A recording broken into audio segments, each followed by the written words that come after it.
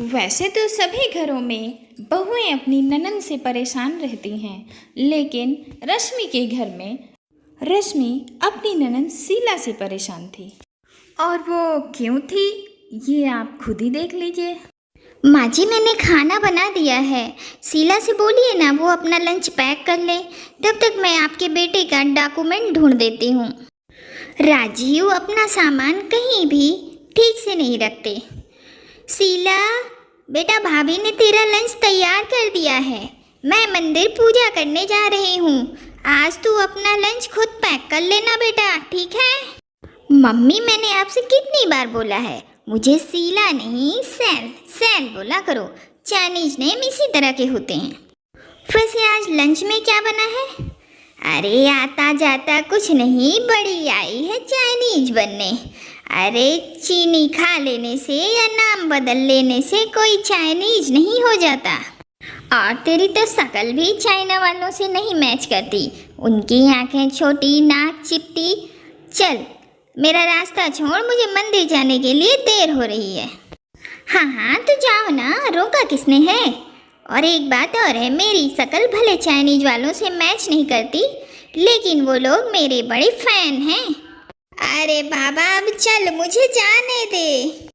इतना कहकर पार्वती जी आरती की थाली लेकर मंदिर की तरफ निकल पड़ती हैं और अपनी माँ की ऐसी बातें सुनकर शीला गंदा सा मुंह लटकाकर रसोई की तरफ अपना लंच पैक करने चली जाती है, जहाँ वो हमेशा की तरह सब्जी और पराठा लेकर अपनी भाभी को आवाज़ लगाते हुए कहती है, भाभी, आज आपने फिर मेरे लिए सब्जी और पराठे बना दिए। मैंने आपसे कितनी बार कहा है मेरे लिए लंच में चाइनीज खाना बनाया करो।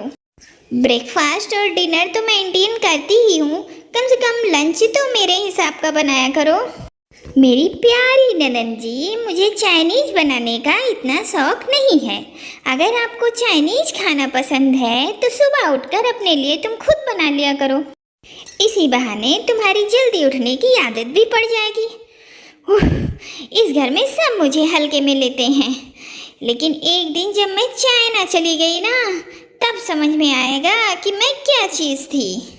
अरे जो भी बोलना है थोड़ा तेज बोलो ना, मैं भी तो सुनूं।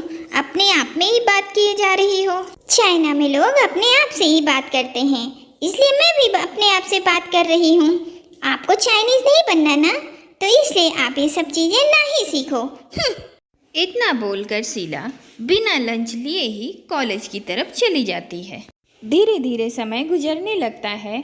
समय के साथ साथ शीला का चाइनीज के लिए प्यार और बढ़ने लगता है। अभी तक तो सिर्फ खाना ही था, अब तो वो मेकअप के साथ हेयर स्टाइल और कपड़े भी चाइनीज पहनती है। यहाँ तक कि वो अपना सारा सामान भी चाइनीज ले लेती है। ऐसे ही दिन बीतने लगते हैं। माँ, भाभी, देखो मेरा चाइनीज बैग। ऐसे बैग तो इंडिया में मिलते ही नहीं, मैंने बहुत मुश्किल से ढूंढा है।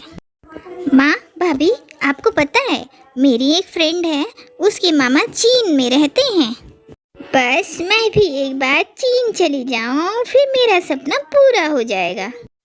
बाजी, आपने एक बात तो सुनी ही होगी, चाइनीज आइटम है, चले तो चांद तक, ना चले तो रात तक। शीला, देखो ये तुम्हारा चाइनीज बैग कहीं सुबह तक खराब ना हो जाए, क्योंकि चाइनीज आइटम बहुत जल्दी खराब हो जाता है।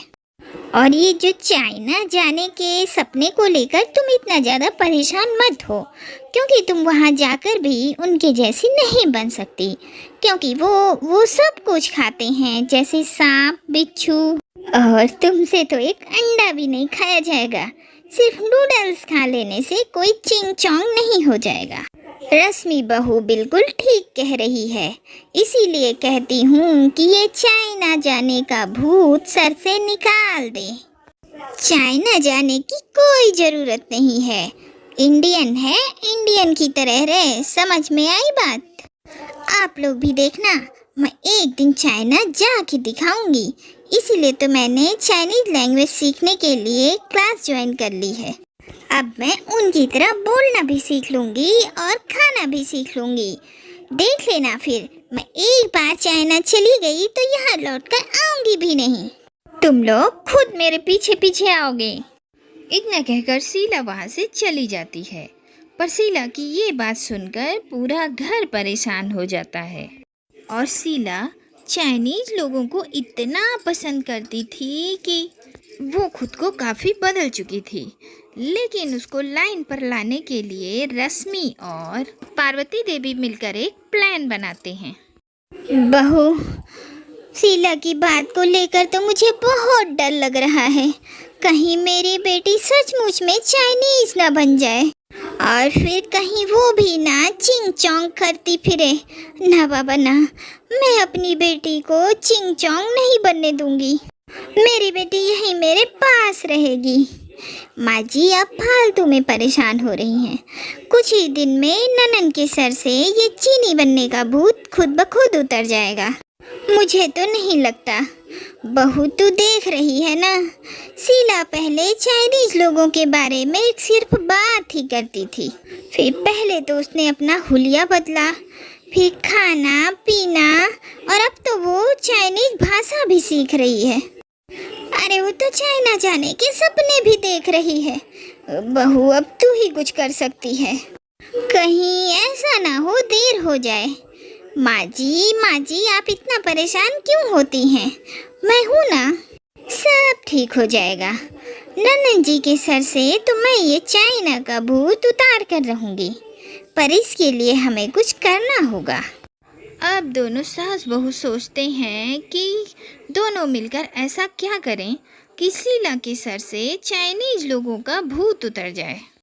ऐसे में एक दिन दोनों सास बहू मिलकर मार्केट जाती हैं तो वहाँ इनकी ऐसे एक लड़के से टक्कर होती है जो बिल्कुल चाइनीज जैसा था, पर वो था तो इंडियन ही। बहू, ये लड़का तो बिल्कुल चाइनीज लग रहा है। कहीं ऐसा तो नहीं चाइनीज लोग हमारे देश में आने लगे? पर कुछ भी हो, ये चाइनीज लोग बिल्कुल सफाई नहीं रखते। अरे इनसे ज़्यादा सफाई तो हमारे देश के बच्चे रखते हैं।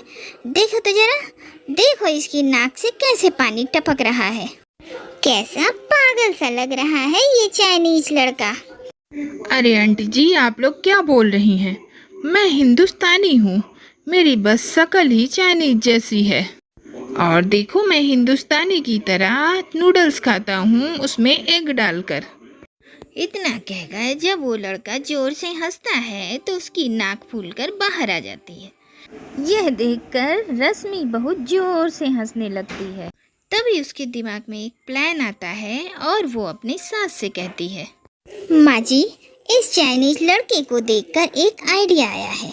इस लड़के के सहारे हम ननन जी को सुधार सकते हैं। वो कैसे बहू? इस लड़के को देखा है, हाथी जैसा बड़ा हो गया है पर दिमाग चींटी भर भी नहीं। यही तो खासियत है माँ जी उस लड़के की। और सोने पे सुहागा कि उसका चेहरा बिल्कुल चाइनीज जैसा है। इसे देखकर तो ननन जी भी पगला जाएंगी जैसे हम लोग धोखा खा गए। और जब वो देखेगी कि चाइनीज लोग इतने गंदे और इतनी गंदी तरीके से रहते हैं तो उसके सर से चाइनीज लोगों का भूत उतर जाएगा और वो चाइना जाने की भी जिद नहीं करेगी, क्योंकि ननन जी को तो बेवकूफ़ लोग पसंद नहीं। शीला का ये आइडिया सुनकर पार्वती का मन और परेशानी हल्का हो जाता है। अब शीला और पार्वती मिलकर उस लड़के को 1000 रुपये के नाम पर 10 रुपये पकड़ा देती हैं और उसे अपने घर ले आती हैं, जहां वो उस लड़के को शीला के सामने बैठाते हैं। जब शीला उस चाइनीज लड़के को देखती है तो चीनी बनने का और वहां जाने का ख्याल दिलो दिमाग से निकाल देती है। अरे चाइनीज लोग इतने बेवकूफ़ कैसे हो सकते हैं? अगर मेरा पाला ऐसे बेवकूफ़ चाइनीज लड़के से पड़ा तब तो मैं पागल हो जाऊंगी। इस बेवकूफ़ को तो 1000 और 10 रुपए में फ़र्क भी नहीं पता। नाक देखो कैसी टपकी जा रही है इसकी। माँ, इसे मेरे सामने से लेकर जाओ। ची ची ची, कैसे नाक टपका रहा है। माँ, मुझे तो अब चाइनीज लोगों से नफरत होने लगी है। इतना कहकर शीला वहाँ से चली जाती है और अपना चाइनीज लुक बदलकर इंडियन बनकर बाहर आती है। शीला को पहले की तरह तैयार देखकर पार्वती और रश्मि को बहुत खुशी होती है। और होती भी क्यों नहीं, उन दोनों की चाल कामयाब जो हो गई थी।